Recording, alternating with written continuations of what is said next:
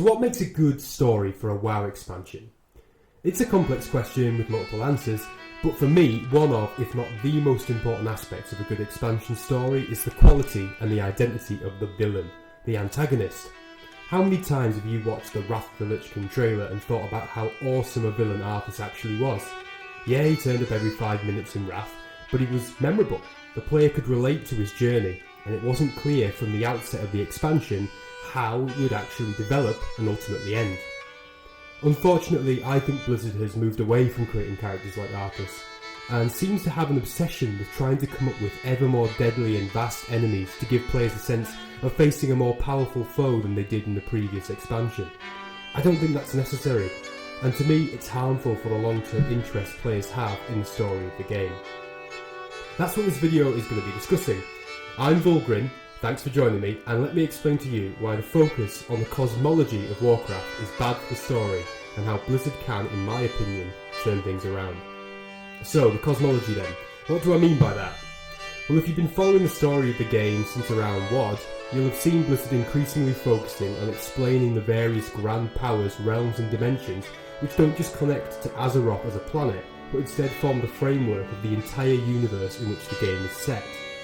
There isn't really a focus, for example, on threats which are contained to Azeroth, like the Lich King and the Scourge, but instead the focus is shift to encompass the forces which control the various factions and powerful entities we face in the universe at large.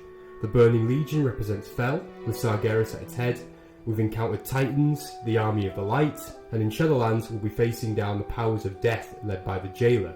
And Blizzard have been building up to a showdown with the all-powerful Void Lords for some time now.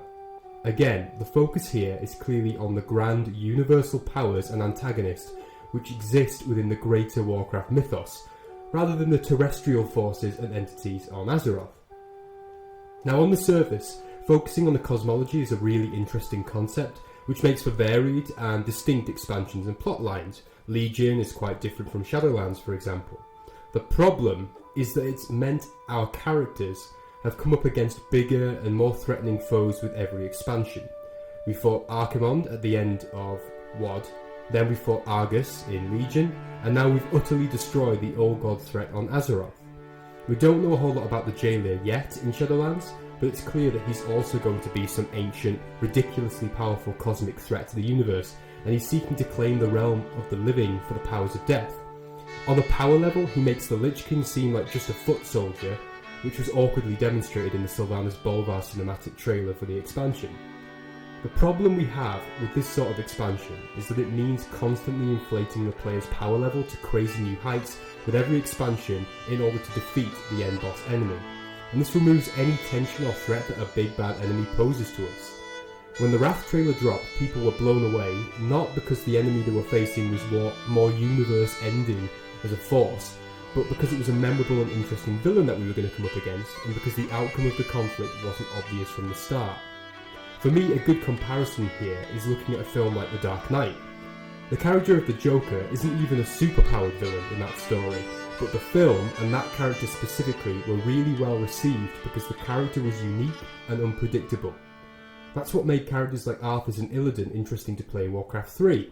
The stories had twists and turns and moments of actual defeat for the player. This is basically what I think the solution needs to be if we're not to end up going through a cycle of steamrolling cosmic bad guys one after the other for the next few expansions.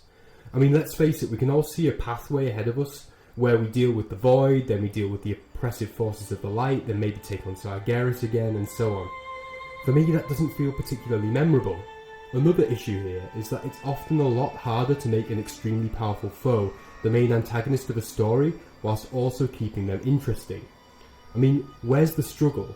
Where's the relatability if you're fighting a 200-foot tall immortal death titan or something similar, who you're constantly told is so 400 IQ that he can't even comprehend your mortal mind? I think these sorts of characters have their place, don't get me wrong, but it's as secret end bosses or side boss antagonists in an expansion which help to explain the state of the world around the player. Think of Yogg-Saron in Wrath, for example. Would it really have been fun to have an old god like Yogg as an end boss of an expansion?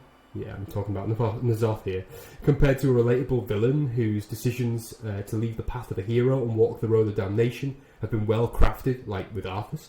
I would say no.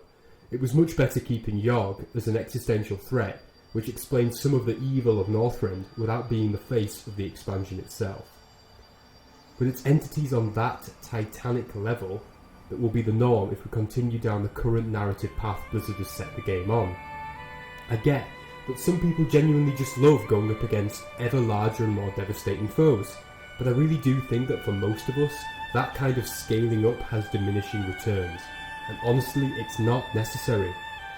We don't need villains that are immensely powerful within the narrative. What we need are villains who are interesting and complex, with motives we can understand and even relate to at times. On a gameplay level, it doesn't matter if the last boss of an expansion is some evil genius or a titan, if the encounters and raid design are top notch. But it will affect everyone's appreciation of the baseline game they're playing if none of the story choices feel impactful and have no weight of potential defeat or unpredictability behind them. That's all for this one, guys. I really do hope you enjoyed. The channel's new at this point, but I want to see it grow, especially when we're going into a new expansion that I'm super excited to get involved in. If you do want to see more, please consider liking the video and subscribing to the channel, as that always helps. And I do hope to see you next time. Bye bye.